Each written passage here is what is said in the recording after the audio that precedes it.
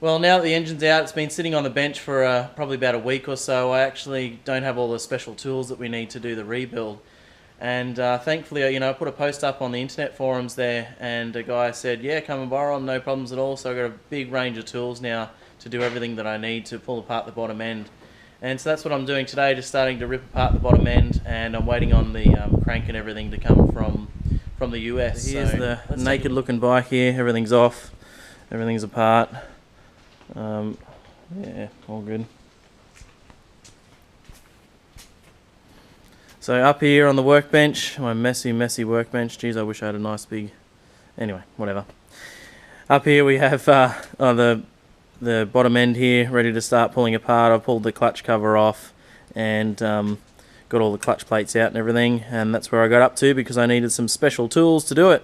And so we got a clutch holding tool, and also I think it holds the stator as well when I need to undo that later. And then I've got some case splitting tools and I don't know, some other stuff as well that I need. So I'm just slowly running through the manual, just doing bit by bit and keeping everything in order. And here's my order of things. So it's all, sitting, that's the clutch cover bolts there, they're all in order, they're numbered and whatever, and all bits sitting out and labelled, and that's what I try and do to keep everything organised. Sometimes it pays to have some half decent tools. I mean, I'd love to buy the whole set of tools to do the rebuild, but fingers crossed, I'm not going to be rebuilding the engine every 100 hours or something like that. Top ends are easy, I've got every tool I need for that.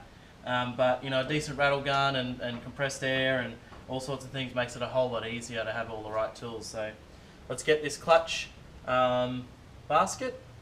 Let's clutch basket. I'll have to read the manual. I don't even know what I'm doing. I'm just following the manual piece by piece. So let's see if we can get this thing off. No. Gonna be undo. Normal thread, this one. The last one I did was a left-hand thread, so see.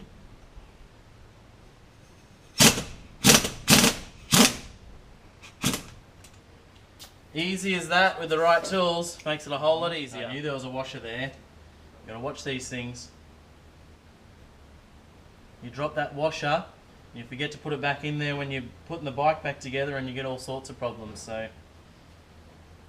just the main thing that I'm doing when I'm doing this rebuild is two things really. Just following the manual, and the other thing is just going really slow, just taking my time.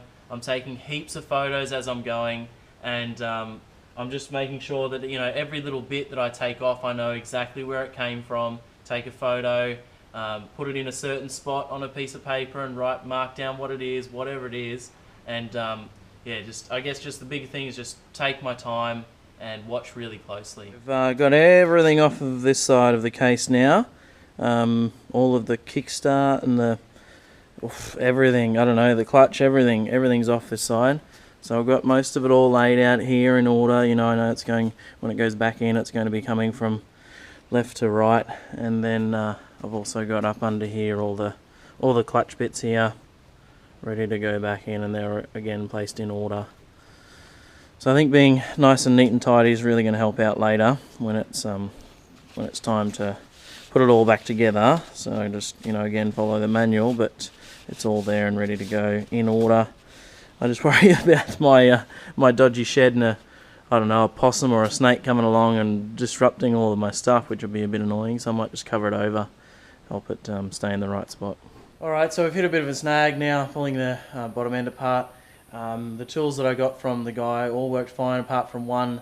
So we're down to the flywheel puller, and it's for a Yamaha or something like that. So it doesn't fit the KTM, unfortunately, so I'm going to have to get one of those as soon as possible, hopefully. Here's the flywheel here that needs to come off, and you need a special puller tool to get that off. So unfortunately, I don't have one of those, and the one that the guy kindly supplied for me doesn't fit. So in the meantime, we're going to crack on and do something else. I mean, there's countless jobs to do on the bike anyway, so we will now go ahead and start doing the power valve. The power valve needs pulling apart and cleaning, and may as well get into that job and get that done while we're waiting for parts and tools and bits and pieces. There's always something else to do, something to clean, something to do. So there you go, this power valve all needs adjusting, cleaning and whatever else, so we'll get into that.